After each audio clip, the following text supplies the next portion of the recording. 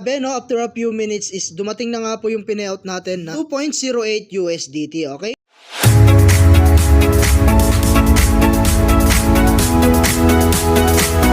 Hello guys, welcome back again sa aking YouTube channel. So for today's video ay gusto ko lang i-share sa inyo itong bagong release na platform or application, no. Ito po si Coinbase.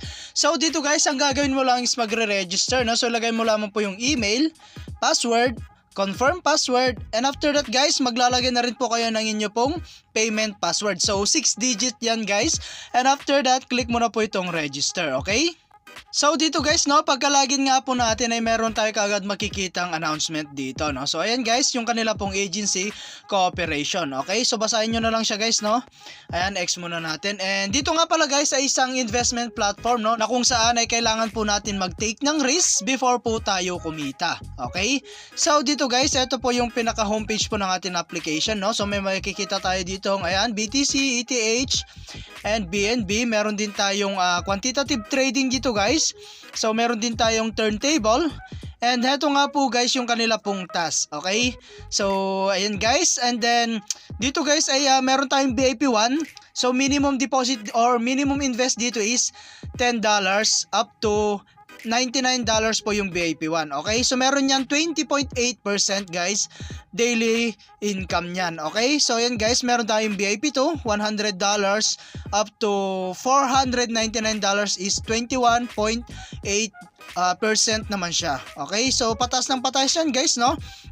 And VIP 4 hanggang VIP 10 guys, yung pinakamataas po nila is $200,000. Okay? So 25% po yung daily income niyan. Okay?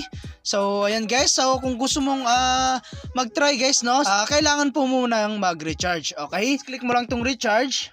And dito po is pwede po tayong gumamit ng TRC20 or BIP20, okay? So i-copy mo lang tong address na to guys, at punta na po kayo sa inyo pong e-wallet, at doon na po kayo totally magre-recharge. At dito po kayo mismo mag-send ng inyo pong i-recharge, okay?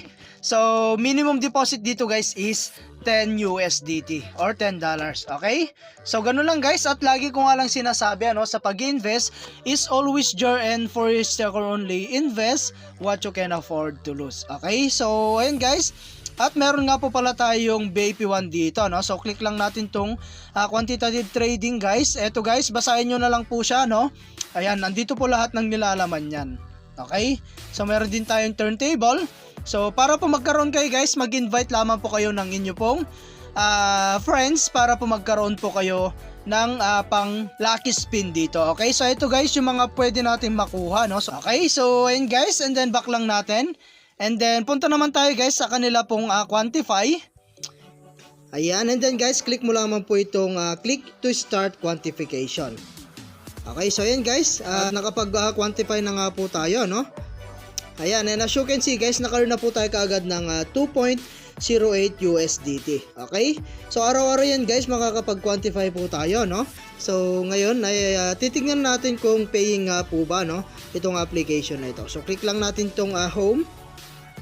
And then guys, click lang natin tong withdraw. Okay? So dito guys, ang gagamitin natin, no, sa pang-withdraw is yung atin pong wallet address sa atin pong Binance account, no. So click mo lang tong select withdrawal method.